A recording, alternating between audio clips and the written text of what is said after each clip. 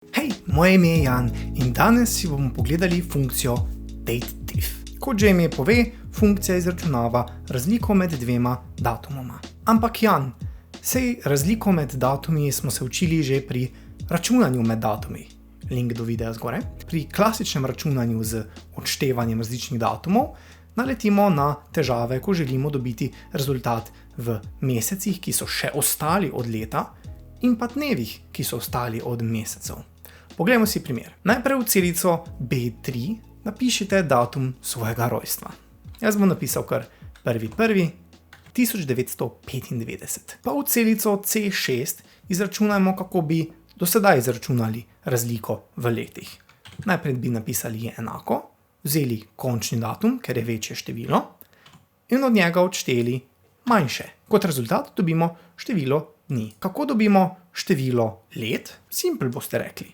Damo je enako tole deljeno z 365. Zdaj lahko bi te ostanke še naprej računali in računali, koliko je teh 0,6 mesecev od leta, vendar bomo do tega zelo težko prišli.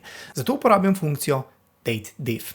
Ta funkcija pa ni podprta strani Excela, tako kot so podprte druge funkcije, kar pomeni, da nima pomoči. Ko bomo torej funkcijo pisali, ne bomo imeli na voljo tistega oblačka spodaj in pa f od x okna, da bi si z njim pomagali. Damn it, Microsoft! Ampak dobro, saj ni tako težko. Najprej bomo izračunali klasično, koliko je med tema datumoma razlike v letih. Napišemo je enako, dateDiff, vidimo, da nimamo niti funkcije na izbiro, napišemo oklepaj in od tukaj naprej smo popolnoma sami. Kot prvi argument funkcija jemlje začetni datum. Začetni datum je torej tale, ki je manjši, naš datum rojstva.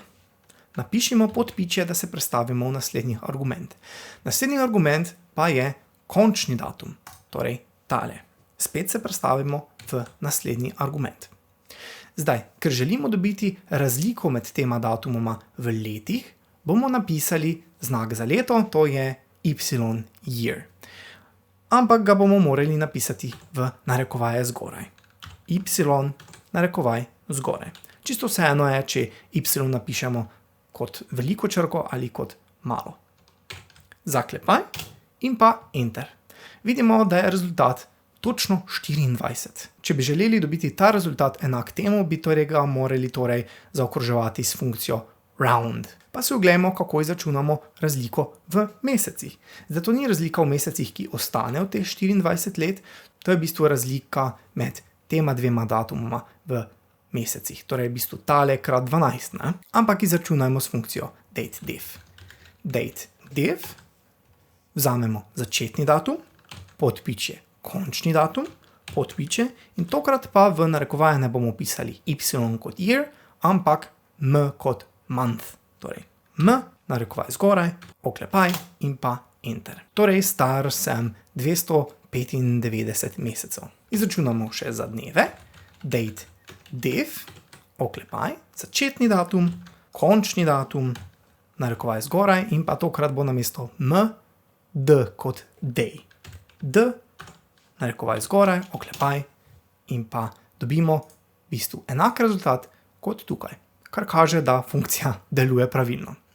Zdaj pa izračunamo tako, kot smo želeli. Star sem 24 let in pa koliko mesecev in pa koliko dni. Za prvi del za izračun let je v bistvu funkcija popolnoma enaka.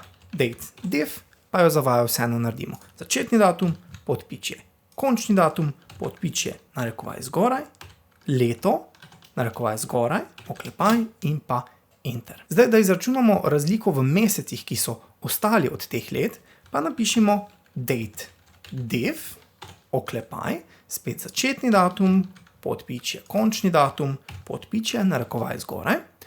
Ne bomo napisali samo m, ker bi drugače dobili vse mesece.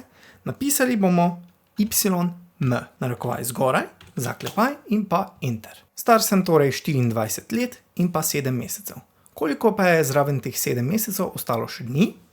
Poglejmo. dateDiff, oklepaj, začetni datum, končni datum, narekovaj zgoraj. Tokrat pa bomo za preostanek dnevov napisali md. Narekovaj zgoraj, zaklepaj in pa Enter.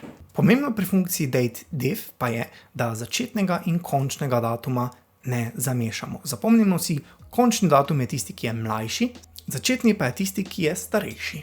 V naslednjem videu pa si bomo pogledali zelo koristno funkcijo choose. Tako da se ne pozabite naročiti na kanal, lajkajte ta video, če vam je bil všeč, lahko pa tudi spremljate mojo Facebook stran Office tečaji.